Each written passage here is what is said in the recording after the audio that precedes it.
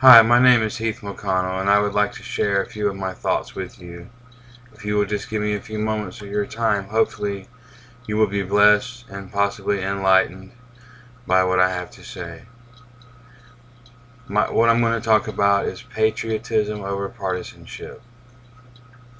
In the wake of the president's inauguration, the vanquished only forsook the traditional mantle of loyal opposition.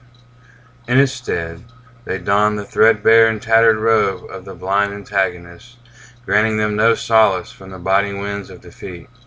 Their hearts grew as cold and bitter as the barren political wilderness they wandered in,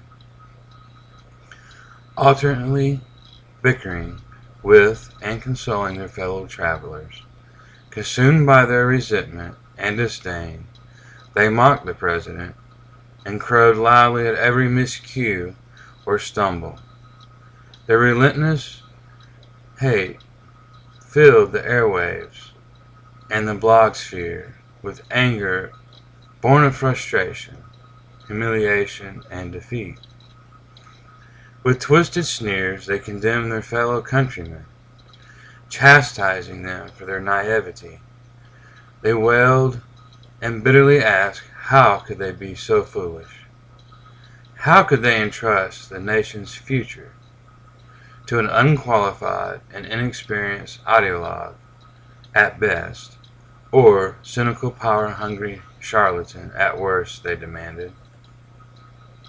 While others appealed to the patriotic belief that the nation's success was directly tied to that of the president, bitter partisans obstinately rejected the thought out of hand.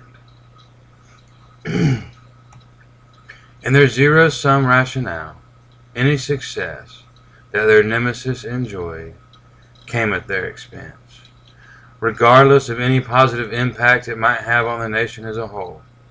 Partisan advancement took prominence over all else. Warned by only their arrogance, they smugly waited for the moment of vindication, the day when they could at last tell the nation, "We told you so." While these were my thoughts of liberals and Democrats in 2001, sadly the same could be said of many of my fellow conservatives today. In essence, they have adopted the same pettiness they have previously and rightfully reviled. Let me be clear. I am in no way an advocate abandoning fundamental conservative principles, be they from the social or fiscal camps of the movement. Nor do I believe the president, from the long shadows and the broad shoulders of Washington and Lincoln to the charismatic eloquence of Obama, is beyond reproach or criticism. To the contrary, it is a tradition that predates the founding of our republic to speak the truth to power and boldly confront our leaders when their actions conflict with our desires.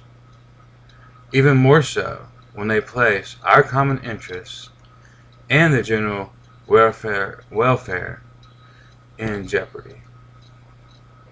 Neither will I remain silent when the president succumbs to the temptations of pride and arrogance, embracing both well as in indulging his own shallow and petty partisanship. His condescendingly chastised Republican congressional leaders. You can't just listen to Rush Limbaugh and get things done. The president lectured the GOP leaders during a White House meeting to discuss the details of his nearly $1 trillion stimulus package. This was followed by a tense exchange with Republican Eric Cantor of Virginia about the proposal. "I won," the president pointedly shot back. "I trump you on that." This is hardly the bipartisan spirit the president invoked in his inaugural address.